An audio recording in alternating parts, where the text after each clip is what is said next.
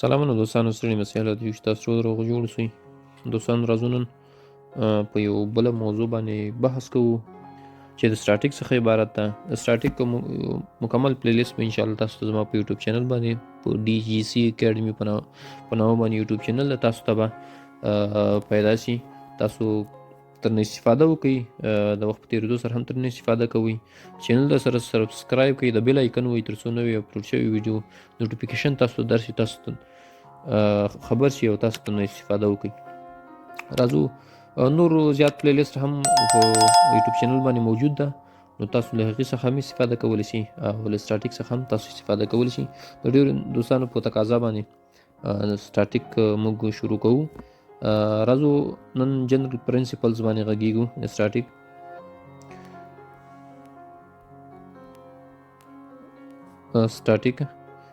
سټاټیک لپاره په لومړي قدم کې موږ سټاټیک شروع کوو. موږ به میخانیک څخه بحث کوو چې میخانیک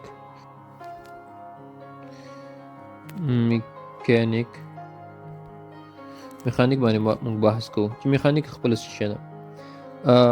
دا یو فیزیکل کوم یو جسم چې موجود اوسي، فیزیکلی ساینس ده یا ظاهرا کوم یو ساینس ده چې کوم اجسام چې ظاهري په ظاهر باندې لیدل کېږي، د هغوی څخه بحث کوي، د هغوی حالت څخه بحث کوي چې هغه په ولاړه دي یا د حرکت په حالت کې وي. له دې نه بحث کوي. عمده موضوع یې د میخانیک همدا شی ده. بیا په میخانیک کې چې دا مختلف برانچونه میخانیک هم لري چې له دې نه به موږ بحث وکړو. د هغوی څخه یو کوم یو میخانیک ده، هغه د ریجډ باډي میکانیکس ده. ریجډ باډي میکانیکس یعنی سختو اجسامو میخانیکیت چې عموما د سټاټیک موضوع هم همدا شی ده. او بل یو کوم یو میخانیک چې ده هغه د ډیفورمیبل باډي میکانیک ډیفورمیبل باډي میکانیکس نه بحث کوي. ډیفورمیبل باډي میکانیکس او په دریم قدم کې چې دا هغې ته فلویډ میکانیکس ویل کېږي. ډیفورمیبل باډي میکانیکس یعنی هغه اجسام چې د هغوی شکل ته تغییر ورکول کېږي، یعنی تغییر خوري شکل یې. ریجډ باډي میکانیکس معنا دا ده چې سخت اجسام یې شکل یې تغییر نه خوري. او فلویډ میکانیکس خپله د مایعاتو د میخانیکیت څخه بحث کوي. انشاءالله د مایعاتو میخانیک به هم تاسو ته یو د وخت تېرېدو سره یو پلی لیست شروع شي، انشاءالله تاسو ته به هغه ویډیوګانې هم اپلوډ کېږي. نو دلته موږ راځو د ریجډ باډي میکانیکس څخه بحث کوو. ریجډ باډي میکانیکس یعنی چې د سټاټیک عمده موضوع ده چې موږ به دې باندې مکمل ځان پوهیږو.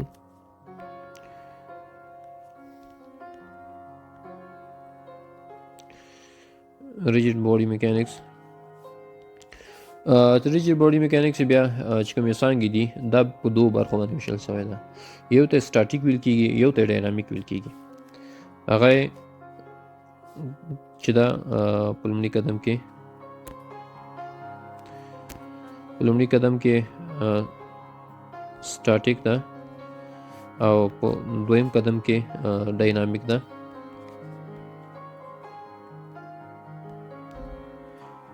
دې ته بل ته ډاینامیک ویل کېږي. سټاټیک یعنی د تعادل په حالت کې چې کوم یو اجسام موجود وي. سټاټیک یعنی تنبلۍ حالت ته هم ویل کېږي چې یو جسم په خپل حال باندې په یو ساحه باندې پروت ده. سټاټیک یعنی په یو ځای باندې پروت ده، سټاټیک حالت کې ده چې خپله تغییر نه خوري یا تغییر نه کوي. بل ډاینامیک ده، هغه اجسام چې د هغوی په حرکت کې وي، د هغوی نه بحث کوي. دلته زموږ کومه موضوع چې ده هغه له سټاټیک نه بحث کوي. سټاټیک نه به موږ په ترتیب سره وغږیږو چې زموږ همدا کې موضوعات په سټاټیک باندې بنا دي. کوم موضوعات چې په سټاټیک کې شامل دي په دې ټولو باندې به موږ انشاءالله موږ په وخت په تېرېدو سره بحث کوو، ځان به ورباندې پوهیږو. نو تاسو خامخا زموږ چینل سبسکرایب کړئ، در سره د بیل آیکن ووهئ تر څو نوې اپلوډ شوې ویډیو را دې پسې را روانه ویډیو تاسو ته اپلوډ شي. ویډیو در سره لایک کوئ، کمنټ کوئ، پوښتنه کوئ، د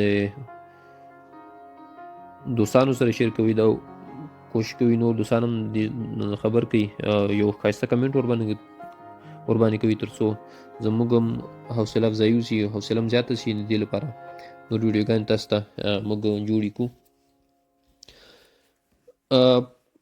بل کوم د سټاټیک په جریان کې چې مکمل موضوعات باندې پوه اوسو، هغه باندې راځو. په لومړي قدم کې موږ راځو فنډامنټل کنسپټ باندې بحث کوو. دوستان دغه په انګلیسي کې د ته په خاطر تاسو ته زه استفاده کوم. که آینده کې تاسو پوښتنه لرئ، تاسو همدلته ماته په همدغه الفاظ کومه موضوع باندې تاسو نه پوه شوي، تاسو ماته په کمنټ کې سیکشن کې تاسو ته ماته پوښتلی شئ، زه به تاسو ته دا واضح کوم. همدغه کوم موضوعات چې تاسو انټرنیشنل نور کتابونو کې هم تاسو ترنه استفاده کولی شئ او کتلی شئ. فنډامنټل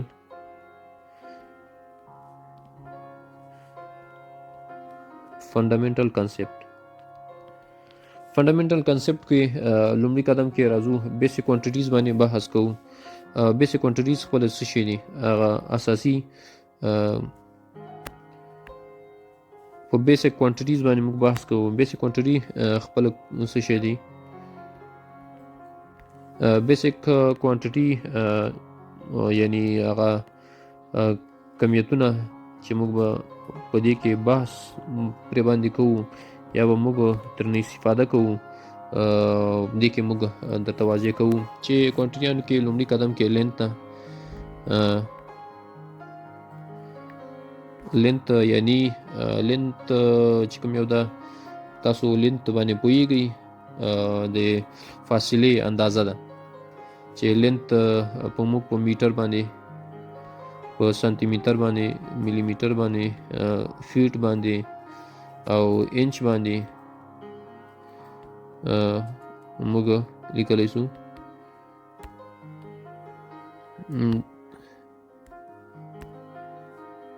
په انچ باندې په دې شان باندې نور کیلومیټر باندې هم کیږي دلته، نو تاسو دې نه استفاده کولی شي. بل کوم یو کمیت چې ده، کمیت هغه ټایم ده. پکې ټایم خپل واحد که په لویه پیمانه باندې تاسو تر نه استفاده کوئ نو هغه ته هاورز راځي. بل منټس دي او بل سیکنډز دي. سیکنډ دا کوچنی واحد ده، بیا منټ د منټ پسې بیا هاورز دي. هاورز بیا که ورځ ته واړئ بیا 12 ساعته یا 4 ساعته شوه روز، تاسو هغه باندې پوهیږئ. بل بیا ماس ده.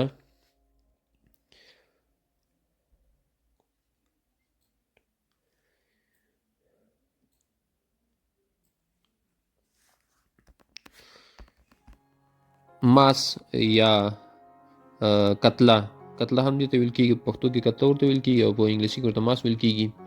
یعنې دا یو اندازه کېدونکی واحد ده چې یو جسم د بل جسم سره بیلیږي. نو دا کتله چې ده په ګرام باندې هم کېږي، LB باندې هم کېږي، کیلوګرام باندې هم کېږي، یعنې کوم ځای کې جی ویل کېږي، ټن هم ورته استفاده کېږي. په بل قدم کې چې کوم یو د فورس ده یعنی قوه، چې موږ په زیاته پیمانه باندې په سټاټیک کې بحث کوو، له قوې نه به بحث کوو. زموږ اساسي موضوع چې ده قوه ده. دلته چې په سټاټیک کې به قوه موجود وشي، یعنې په سټاټیک کې مواد مقاومت به انشاءالله پلیلیست تاسو ته شروع کېږي. په سټرکچر کې کانکریټ ډیزاین کېږي یا سټرکچر کې انالایز کېږي، ټول لوډ ته کېږي. لوډ خپله قوه ده. نو قوې نه به موږ بحث وکړو.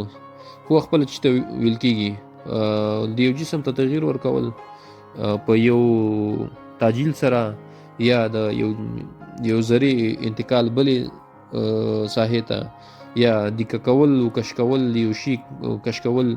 یو ذره فرض مثال په دې ساحه کې پرته ده، تاسو کش کړله، دې خوا ته ورته ولاړ وي تاسو، بیا یو ذره همدغه ذره ده تاسو دې خوا ته کش کړله، دې ته دا هم کش کول دي. یا یو ذره پرته ده په دې ساحه کې تاسو دې ته د کور کړله دې ته پل ویل کېږي. یو پوش ده یو پل ده دې ته ویل کېږي. او بل چې موږ به زیاته استفاده ترې نه کوو همدغه فورس واحد فورس زیات راځي متر البي دغه واحدات هم راځي خو هغه قوه چې راځي هغه بیا همدغه واحدات ورکې شامل دي یا به په کیلو نیوټن باندې یا به په البي باندې او یا به په ټن باندې همدغه تاسو د وخت په تېرېدو سره تاسو روانې پوهېږي. بل ایډیالایزیشن ده چې کوم یو زیات استعمالیږي. ایډیالایزیشن یا معنا دا ده چې تاسو یو قوه فرض مثال یو انسان یو ډبرې روانه کړې ده دا فرض مثال یو جسم ده دا یو مکمل جسم ده دا جسم اوس موږ په کله محاسبات چې کوو هوبهو دا موږ داسې نه لیکو دا فرض مثال به یو شي پورې تړل شوی ده دا اوس موږ بیا داسې نه کوو موږ دا ایډیالایز کوو. ایډیالایز معنا دا ده چې دا د ټول جسم د یو ذره فرضوو پوه شوې دغه ذره ته بیا موږ قوه ورکوو دغه کوم یو چې ده د دې قوې معنی ورکوي او چې څومره لوډ پاس دا چت فرضو ورته دا لوډ برداشت شوي او دغه دومره غټ جسم موږ په د یوې ذرې په شکل باندې فرضوو. بل چې دا موږ زیات تر استفاده کوو پارټیکل ده. پارټیکل هوبهو خپل همدغه یوه ذره ده چې موږ به دلته ترېنه بحث وکړو. پارټیکل یو کتله لرونکې ذره ده چې سایز ولري خو دلته موږ کوم یو سایز چې ده په غټ دغه یو موږ د یوې ذرې غټ اندازه ده د یو جسم ده دا موږ په یو پارټیکل باندې بدلو. دلته پارټیکل باندې چې کله موږ بدل کړل دا شی موږ ایډیالایز کړو یعنی موږ داسې فرضوو چې دغه لوی جسم موږ د یوې ذرې په شکل باندې موږ فرضوو داسې یو تجسم کوو ځان سره موږ محاسبات ورته ترسره کوو. دا پارټیکل چې دا یو کتله لرونکی جسم ده چې سایز څخه صرف نظر کیږي نو په محاسباتو کې یو ذرې په شکل باندې په نظر کې نیول کیږي.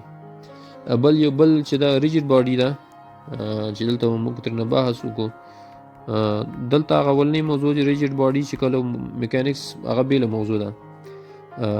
ریجډ باډي یا سخت یو جسم چې دا خپله یو کمبینیشن ده یا یو ځایوالی د ذراتو ده دې ته ویل کېږي ریجډ باډي. یو واړه ذرات سره یو شوي دي یو شکل یې جوړ کړی ده فرض که دا فرض مثال همدغه یو بکس ده د مختلف ذرات سره یو شوي دي یو سخت فرض مثال تیږه ده د مختلف واړو ذرات سره یو شوي دي په فاینل کې یو ریجډ باډي ترې جوړ شوی یو سخت جسم ترې جوړ شوی ده. بل چې دا کنسنټریټډ فورس ده دغه موضوع کوم شان ته چې زه تاسو ته کوم یو سټار دلته کومه دا ستاسو لپاره هغه مهم شیان دی چې تاسو باید چې دې باندې ځان پوه کړئ ریجډ باډي باندې ځان پوه کړئ دا کنسپټ تاسو باید چې کلیر وي چې ریجډ باډي چې خپله چې ته ویل کېږي یو ریجډ باډي ده بیا یادونه کوم بل ډیفورمیبل باډي ده. ریجډ باډي یعنی سخت جسم ډیفورمیبل باډي معنا یعنی چې جسم یې متغیر وي دې ته ډیفورمیبل باډي ویل کېږي. دلته موږ ریجډ باډي نه بحث کوو. ریجډ باډي تاسو باید چې په سټاټیک کې په نظر کې ونیسئ او په یاد یې ولرئ. بل چې دا کنسنټریټډ فورس ده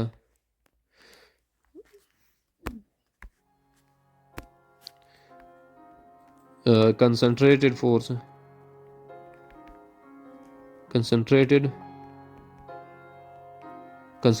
force متمرکزه قوه تاسو مکتب دوره کې تاسو دا موضوعات تاسو ټول لوستي دي خو تاسو هلته په پښتو باندې لوستي دلته تاسو ته اصطلاحات داسې هلته تاسو ته نه دي واضح شوي دلته تاسو ته اصطلاحات واضح کوم تاسو ورباندې پوهیږم. د دې کنسنټریټډ فورس معنا دا ده تاسو وروسته په سټاټیک کې هم راځي مقاومت کې هم راځي سټرکچر کې هم راځي کانکریټو کې هم راځي. تاسو ته زه یو مثال دلته واضح کوم تاسو که جک سیمپون ته لاړ شئ یا جک سیمپون والا دا ویډیو ګورئ تاسو په دې باندې پوهیږئ یا که ټیټ سیمپو والا تاسو دې موضوعاتو باندې سټاټیک کتاب که تاسو وګورئ په وروستو وختونو کې تاسو داسې موضوعاتو سره مخ کیږئ. داسې یو بیم موږ فرضوو بیم ګوره په اصل کې دا شی نه وي په اصل کې دغسې یو شکل وي دا شکل وي او دغسې یو دیوال ورته سوی وي، تاسو دا دیوال فرض کړئ. اوس یې هوبهو هر چاته چې بغیر د یو انجینر نه چې ورته وګوري نو هغه په دې باندې پوهېږي چې دا یو دیوال ده، له پاسه ورباندې بیم ده یا یو چت ده. دلته موږ دغه کوم یو شکل چې ده اوس دې باندې له پاسه نور لوډونه پراته دي. دلته فرض مثال خښتې ورباندې پرتې دي یا بکسونه ورباندې پراته دي یا ورباندې خلک ناست دي. صحیح ده. او تاسو دا داسې ایډیالایز فرض کړئ دا انسانان هم ورباندې ګرځي په دې ساحه باندې. خو خبر اوس دلته دا شی د دې پاس بیم کې تاسو ډېر شیان وښیمه. دغه دیوال دا دیوال ده، دا هم دیوال ده، یعنې دې دیوال ته موږ تکیه وایو په اصطلاح کې. د پاسه بیم ورباندې ایښودل شوی ده. دا اتکاګانې دې ته ویل کېږي. اتکاګان به موضوعات وروسته راشي چې تاسو ته واضح کوم. دا اتکاګان د دیوال په مثال دي. او دغه کوم یو لاین چې ده دا ایډیالایزیشن موضوع چې ما درته وویل ده، هماغه بیم غټ بیم موږ ایډیالایز کړی ده د یو خط په شکل باندې. دا اصلي شی پاتې د اصلي موضوع ته زه راځم. مدت چې کوم یو ده بیا په دې باندې له پاسه دغه لوډونه دي، دغه لوډونه او کریټونه انسانان چې کوم یو دي دا د چې فرض مثال منظم ورباندې ښیي ده. د دې خپل بیم چې کوم یو وزن ده دا هم ګوره دغه بیم دغه ټول وزن دغه د بیم وزن دا ټول وزن ده. دا چې کله موږ نور موضوعات لاړ شو دلته بیا هغه موږ په دې شکل باندې ښیو. داسې یو قوه داسې موږ ورته غشي ورکوو چې یعنې دغه پاس قوې لوډ په دې ایډیالایز بیم باندې ده. نو دغه لوډ موږ دلته داسې ښیو چې نور داسې محاسباتو ته جوړ کړو. فرض مثال داسې ده دغه لوډ چې داسې مستطیلي شکل ده دا موږ داسې لوډ باندې بدلوو. دا لوډ فرض مثال 1 کیلو نیوټن پر میټر باندې دغه لوډ ده. دغه لینت لري، دغه ایل په اندازه باندې لینت لري او دې ته فورس ویل کېږي. دغه لوډ موږ کنسنټریټ کوو.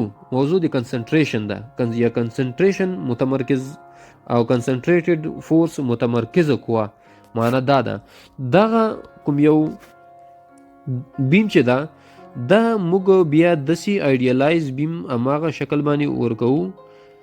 دغه اتکاګان تاسو بیا زه تشریح کوم چې ما ولې داسې اتکاګانې ورکړې باندې پوهیږم. اوس دغه کوم یو قوه چې ده یا دغه قوه چې کوم یوه ده دغه 1 کیلو نیوټن پر میټر قوه چې ده دا موږ کنسنټریټ کوو. دغه 1 میټر قوه راخلو په دې لاندې د بیم په دې ویټ کې ضربوو په دوی تقسیمو چې کله په دو باندې تقسیم کړه دغسې یو شکل د قوه راځي. دلته موږ ده دلته په یو نامعلوم عدد باندې لوډ موږ ته راځي چې د پی په نامه باندې بیا موږ یادوو. دلته ما 1 کیلو نیوټن پر میټر ورکړی ده. موږ دا خو ما له ځانه ورکړو. دلته د پی په نامه باندې چې کومه قوه دلته موږ راځو دې ته کنسنټریټډ فورس بیا موږ وایو. دا اوس متمرکزه قوه ده. دا متمرکزه قوه د دې بیم قوه ده. دې محاسبات ټول متمرکز قوې ته کېږي. ډسټریبیوټډ قوې ته هیڅ محاسبات نه کېږي. که چېرې تاسو ته مثال څوک درکړي دا موضوعات راځي بیا مې پوهیم ورباندې. ډسټریبیوټډ لوډ به یو پرته متمرکز کوي یا کنسنټریټ کوي به یو ځای ته هغه نه وروسته ته ورباندې محاسبات مخکې وړلی شي.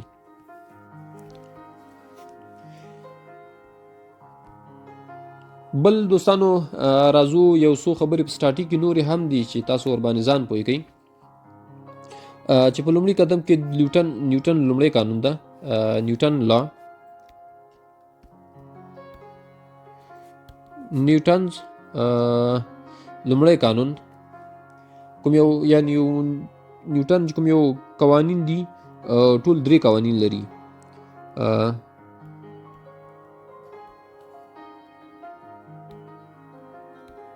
درې قوانین لري هغه هم په موشن حالت کې چې نیوټن کوم قوانین لري.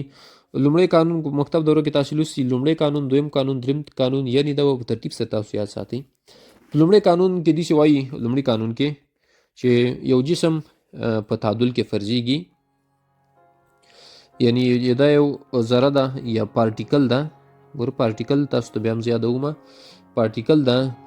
دا داسې ایډیالایز کېږي یا د نیوټن لومړی قانون دا وایي چې یوه ذره یا لومړی قانون یې دا که چیرې په دې باندې فرض مثال دا یو موږ بال فرضوو.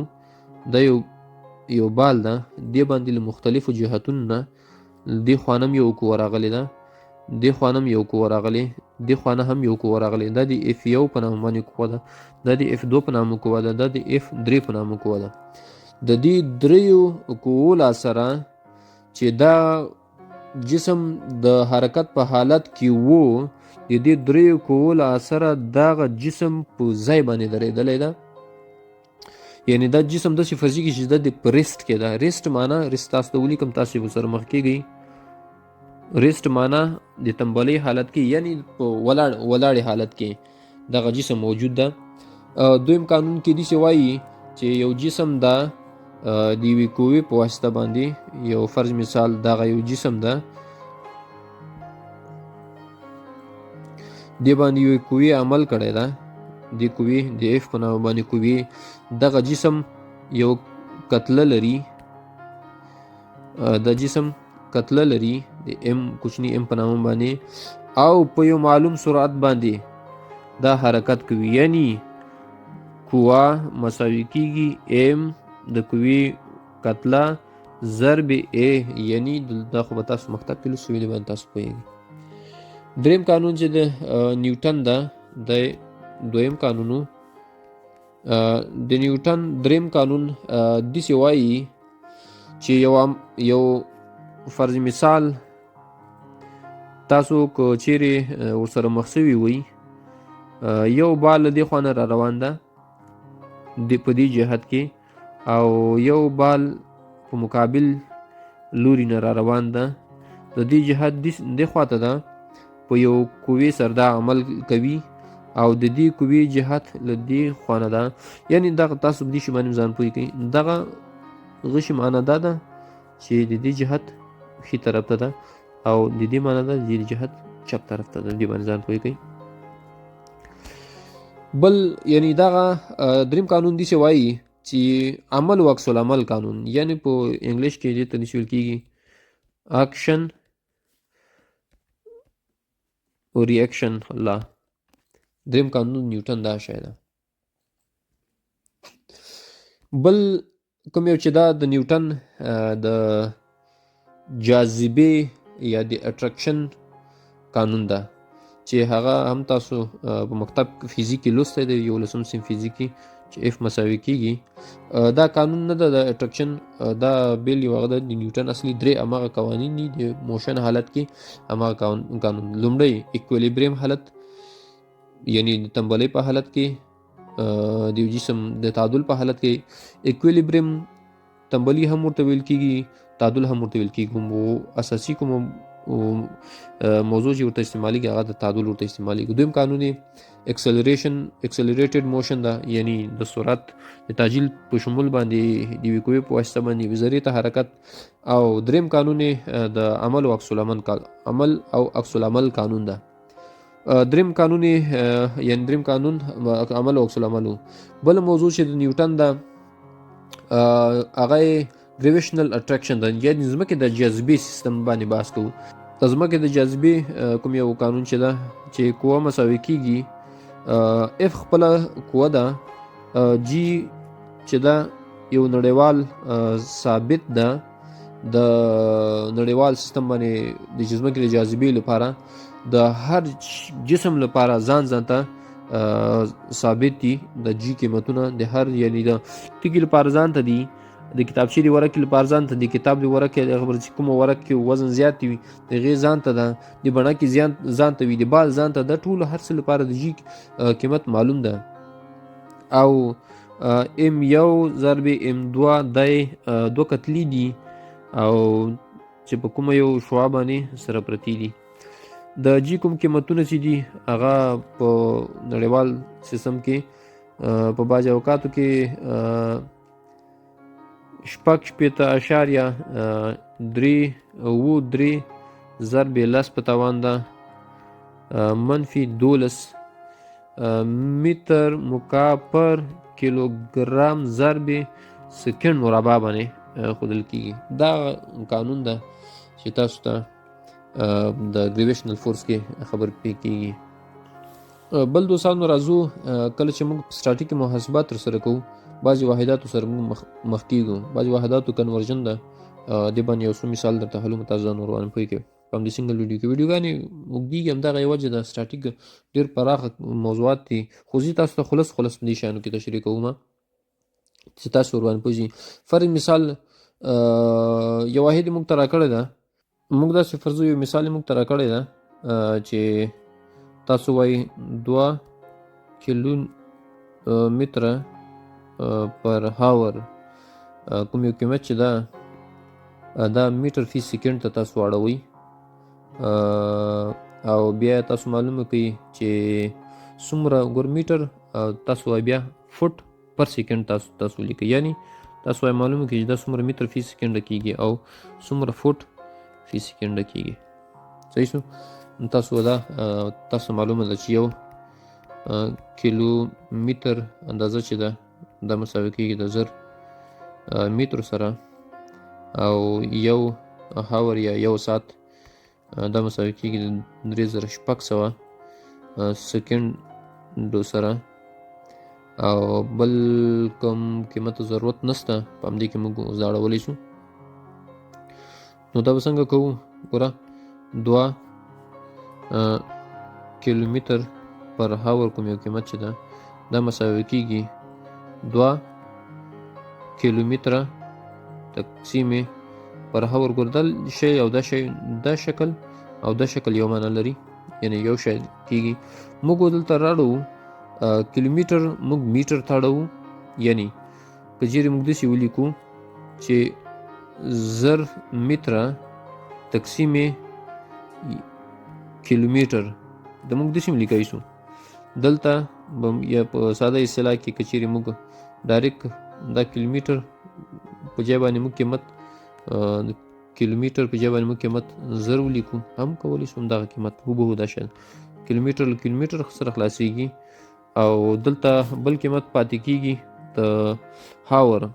هاور قیمت یعنی یو هاور د ګور د 1000 په حالت کې د ټول داسې یو هاور دا مساوي کېږي د 3600 سکنډو سره. دغه هاور به د دې هاور سره اختصار شي، سکنډ ته ضرورت د اختصار نشته ځکه سکنډ ته موږ ضرورت لرو. دا کیلومتر له کیلومتر سره خلاصو، که چیرې دا موږ سره ضرب کو دا مساوي کېږي د 2000 میټر سره تقسیم پر 3600 سکنډو سره. دې نه دا مساوي کېږي د غدا چې کله موږ راوخلو په دې تقسیم کې د دواړو به د دې سره اختصار سي 0 سره راوخلو په 30 تقسیم کې، نو جواب یې د 0.556 میټر فی سیکنډ، یعنی دا واحد میټر فی سیکنډ واحد ده، سرعت واحد ده. تاسو باید چې دې باندې پوه شئ. بل چې دا فوټ پر سیکنډ ته چې کله موږ اړوو نو هغه هم همدا شی کېږي. د بل ته لږ را انتقال کو ته دا چې کله موږ لیکو یو فوټ مساوي کېږي تاسو اساسي یو فوټ دا مساوي کېږي د 0.308 سره، یعنی 0.308 سره. له دې ځینې موږ همدغه ګورم ډایرکټ کیلومتر اول سوال کې چې موږ ته راکړي وو 2 کیلومتر پر هاور موږ دا ډایرکټ نه اړوو، دا موږ کوم قیمت چې میټر فی سیکنډ راووت دا موږ اړوو. د دې واحداتو سره سناسب د کوي 0.556 میټر فی سیکنډ دا مساوي کېږي د 0.556 تقسیم سکنډ د میټر تقسیم سکنډ ضرب فوټ یو فوټ، یعنی چې دا مساوي کېږي د 0.308 میټرو سره. نو دا میټر به له دې میټر سره لاړ شي، سکنډ به خپله پاتې شي، فوټ په خپله پاتې شي. دا چې کله راوخلو په دې کې ضرب کو په دې تقسیم کو موږ ته به فاینل جواب د دې موږ ته لاس ته راسي چې دا موږ سره تقسیم کو 1.82 فوټ پر سکنډ سره، یعنی دغه زموږ فاینل جواب وو. بل مثال چې دا راځو وای تاسو یو داسې وکئ چې دا 300 LB قوه فی سیکنډ دا وای تاسو داسې وکئ تاسو وای دا تغییر کئ او واړوئ څو ته 250 سلګ کوم یو واحد چې په د قوو ده پر فیټ مکعب په حجم ته تاسو وای تغییر کئ نو دا هم اسانه ده 300 LB ضرب سکند دا مساوي کیږي د 300 LB ضرب سکند ته ضرب کله چې موږ یو LB نیوټن ته اړوو نو د هغه لپاره موږ قیمت ده یو LB مساوي کیږي 4.4 نیوټن 4.8 نیوټن سره نو دا یعنی یو LB قیمت وي LB براوخل د LB سره بخلاصي پاوند چې کوم یو واحده دا چې کله خپل منځو کې سره ضرب کو د دې لپاره به موږ ته قیمت لا سره شي یو 3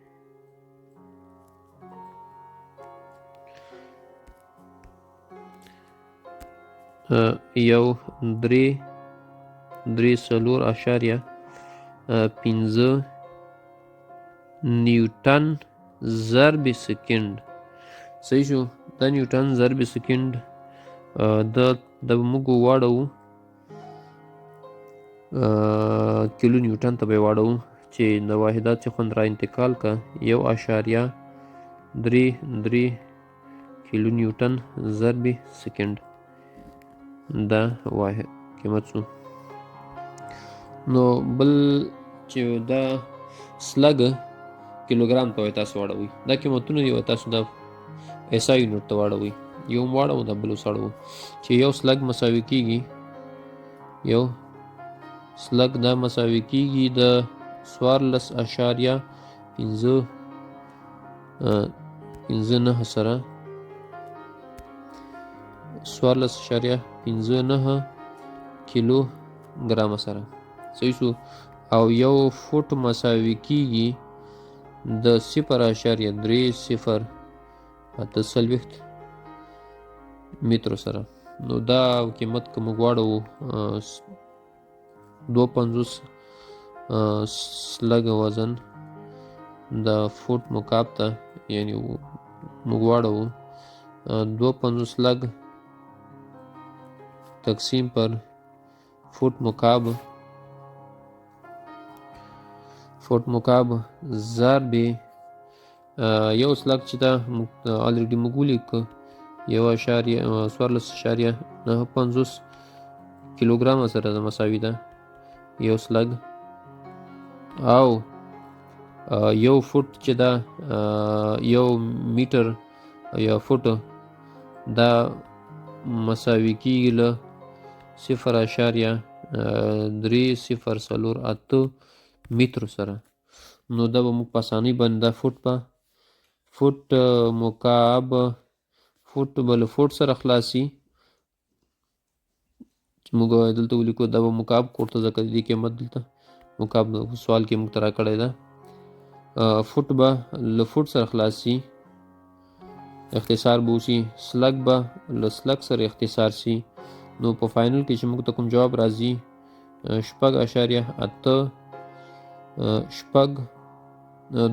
2.8 ضرب لسب توان د 3 ضرب کیلوګرام پر میټر مکعب میټر دا میټر مکعب قیمت ګل دلته راکته کیږي دلته اختصار خاص میټر فوټ شوی ده نو کله چې دا موږ میگا ګرام ته واړو نو دا به موږ سره مساوي شي 6.8 mg پر متر مکعب نو دوستانو دا زموږ نننی ویډیو چې تاسو ته د سټاټیک لومړی ویډیو ده د سټاټیک ټول ویډیوګانې به انشاءالله اوږدې وي چې تاسو ورباندې پوه شئ پلیلیست زیات نه اوږدو تاسو نه بیا موضوع غلطیږي هرې موضوع ته موږ نوم ورکوو چې تاسو په اسانۍ باندې استفاده ترې وکړئ چینل در سره سبسکرایب کړئ د بیل آیکن ووهئ تر څو نوې اپلوډ شوی ویډیو تر تاسو په وخت ورسیږي نور مو وخت نه نیسم الله مو څخه ښې چارې په وخت ولرئ